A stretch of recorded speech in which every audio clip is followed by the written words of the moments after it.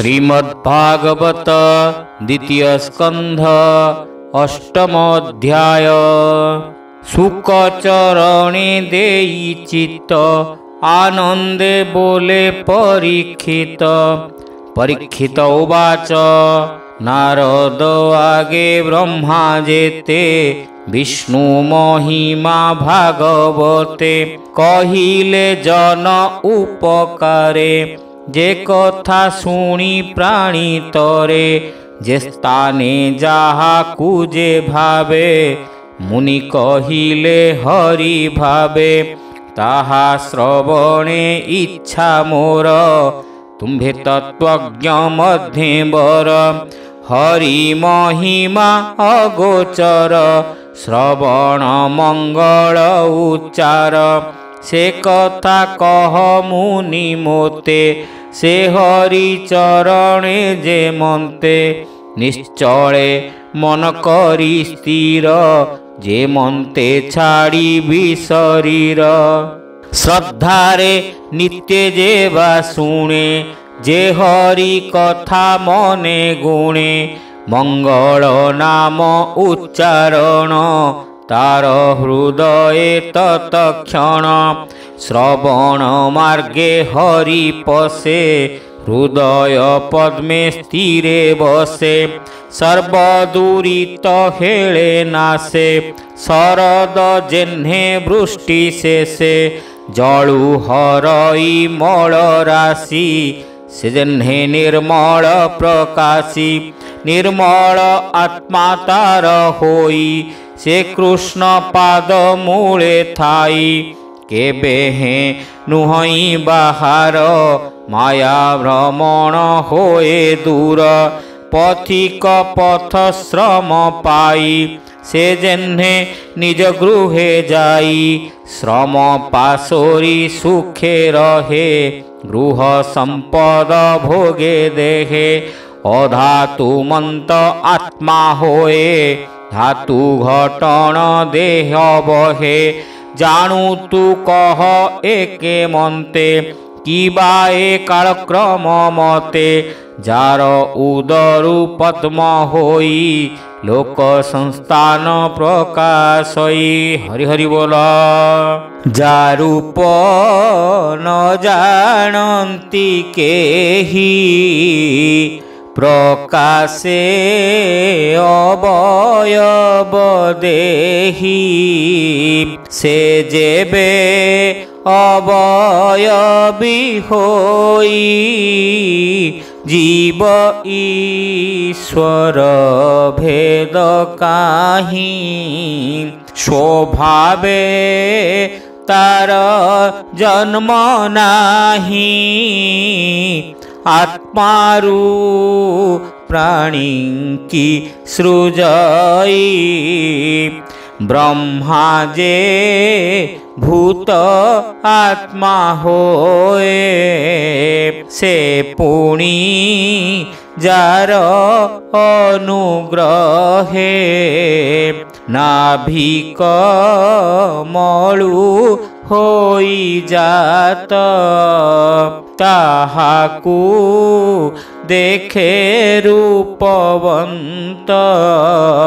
कालर बळे से पुरुष करई सृष्टि स्थिति नाश। सकल भूते जार बास से जेऊ रूपेण प्रकाश। ए लोक लोकपाल संगे सर्वकल्पित तार अंगे।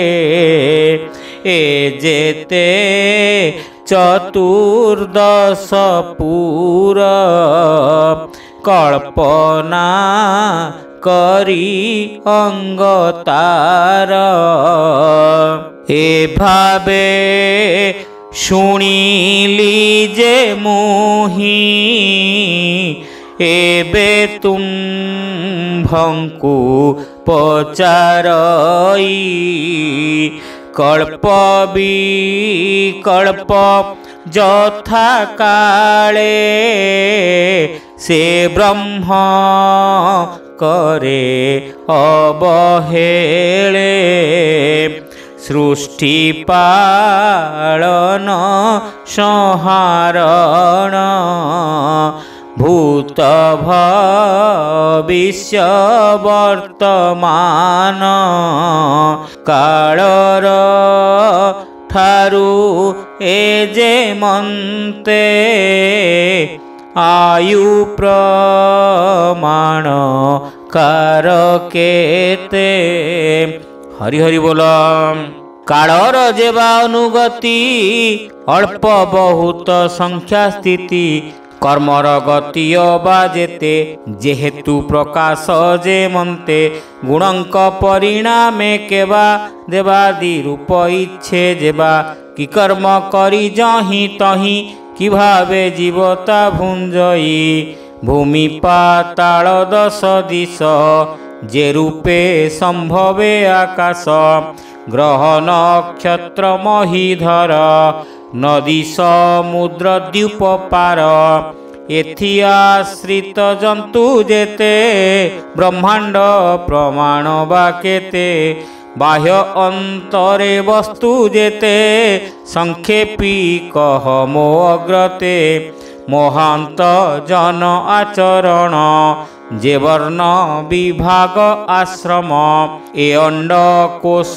ମଧ୍ୟଗତେ ବିଷ୍ଣୁର ଅବତାର ଯେତେ ଯୁଗାନୁ ଯୁଗେ ଯୁଗମାନ ଯେ ଯୁଗେ ଯେବା ଧର୍ମ ଜ୍ଞାନ ମନୁଷ୍ୟ ସାଧାରଣ ଧର୍ମ ଯେବା ବିଶେଷ ଯଥାକ୍ରମ ବ୍ରହ୍ମ ଋଷିଙ୍କ ଧର୍ମ ଆଦି ଯାରାଜ ଋଷି ଏ ସମ୍ପାଦି ଆପଦେ ଧର୍ମ ପ୍ରାଣୀଙ୍କର କି ସର୍ବ କହ ମୁନିବର ସଂଖ୍ୟା ଲକ୍ଷଣ ତତ୍ୱଙ୍କର କି ରୂପେ ହେତୁ କେ କାହାର ପୁରୁଷ ଆରାଧନା ବିଧି ଅଷ୍ଟାଙ୍ଗ ଯୋଗ ଯେହ୍ନେ ସାଧି ଯୋଗେଶ୍ୱରଙ୍କ ଗତି ଯେତେ ଲିଙ୍ଗ ଭଗନ ମୋକ୍ଷ ପଥେ ଯେ ଧର୍ମ ବେଦ ଉପବେଦେ